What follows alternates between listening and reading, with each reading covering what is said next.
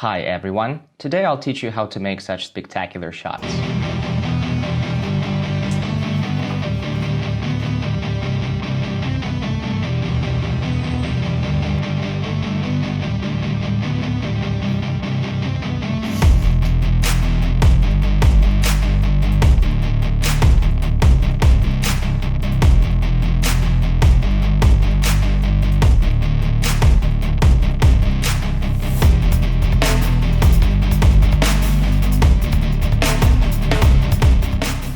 Our rubric today is do it yourself, because in order to make such type of shots, we need to put together a device like this using sticks and scotch tape. This is what the assembled device will look like. We have a crossbar with a telephone on it and a strap that is attached to the crossbar. And the phone flies around this point. Who might need to make these shots? For instance, if you're a chef and you make some culinary products or things like that, you might want to shoot your masterpiece in such a way.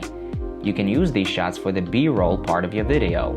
You can use such footage either at the beginning of your clip, showing what you're cooking, or at the end of it, when you show what you've made. Since this device will hang over your head, you need to make it as light as possible. The main part of the device is a stick, which used to be a mop. It is light and just the length that we need, about 1 meter or 1.20 meters. And the second stick that is attached to the mop stick is a selfie stick. It should be perpendicular to the mop stick. In order to fix it like that, I used the following device, which can be bought in a lighting equipment store. This thing has a screw which can help us attach it to a pipe, or in this case a stick. Thus we get a 90-degree angle. Then I built this device up with a plastic thingy and attached the selfie stick to it using scotch tape. Using a selfie stick in this case is very convenient because you can change its length and/or its angle of rotation. Therefore, I recommend that you use a selfie stick. To hang this device, I used this camera strap. I also used small dumbbell weight plates to balance the whole system. Let me assemble this device, attach a phone to it, and then I'll show you how it works. To hang it, you need some kind of fastener over your head. If you have something like a hook on the ceiling, then it's great. You can hang the device on the hook. I don't have any hooks on the ceiling, so I had to use this rack. Of course, these metal bars will be in the frame because the phone flies in a circle, filming everything around. It would be nice to hide them somehow. For example, I hid this bar behind a curtain so it would not be so visible. That metal bar on the other side is black, so it's not as noticeable. And when the phone flies fast, it's not that visible. Usually apartments have some kind of cabinets or shelves where you can put the crossbar.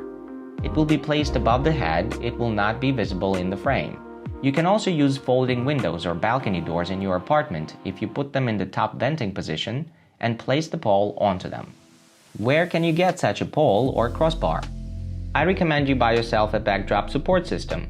If you are into filming, then it will be very useful to you. This equipment is usually used by photographers, but it comes in handy when shooting videos as well. First, you will have 2 stands on which you can mount lighting fixtures and actually mount the backdrop. For example, a green screen for shooting for chroma key. So, I throw the strap over the crossbar.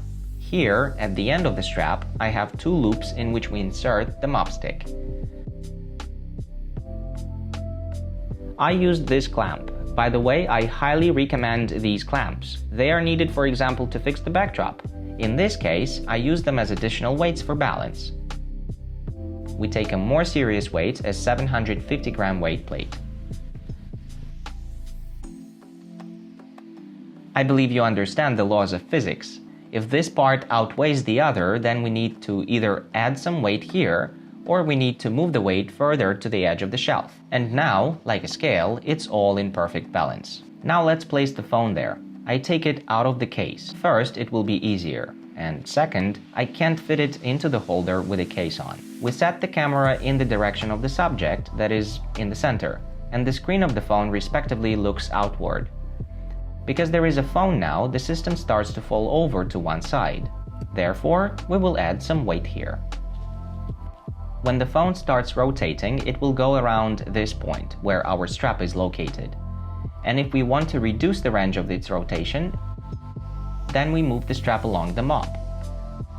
We need to keep the system in balance. That means we need to shift the weight in this direction. If we want to increase the radius, then we move the strap to the other side. Now this side outweighs the other one, and we need to add weight to this side. This way we control how far the phone is from the object. If you are filming an item on a table, it should be here. If you are shooting a person, then the person should stand under this rope. This whole thing should be over your head. What are some other adjustments that are available to us? We can go low, we can go high.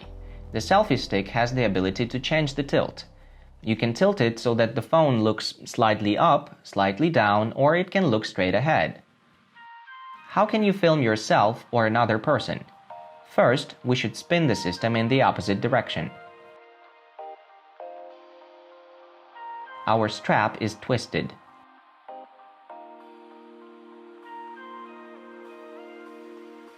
After a few turns, it is already twisted to such an extent that if you release it, the system will begin to spin in the opposite direction. Now that we have spun it and started this mechanism, so to say, we need to calm the system so it doesn't sway. Then we click the record button. Let's go. And if you don't want to be in the frame yourself, you can leave the room altogether. Or, if you are the model, then sit in the center under the strap.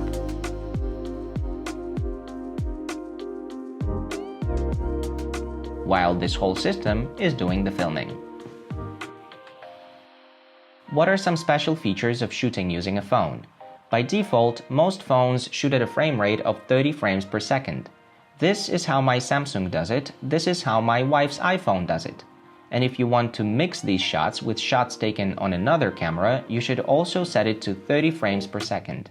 Otherwise, some of the parts of the video will strobe and shake. There are different programs for video recording on the phone. Some allow you to make all the settings thoroughly. I use the most common camera program. It automatically changes the exposure depending on the lighting of the scene. If your phone makes a full circle, then some part may be dark and some part may be light, and it can adjust the exposure. Sometimes it doesn't look very pretty. Right after shooting, check how everything was recorded, and do another take if something has gone wrong. That's all that I wanted to tell you today. I hope you found this video interesting. If you have any questions, leave them in the comment section. I will try to answer them. Thanks for watching and see you in the next video. Bye!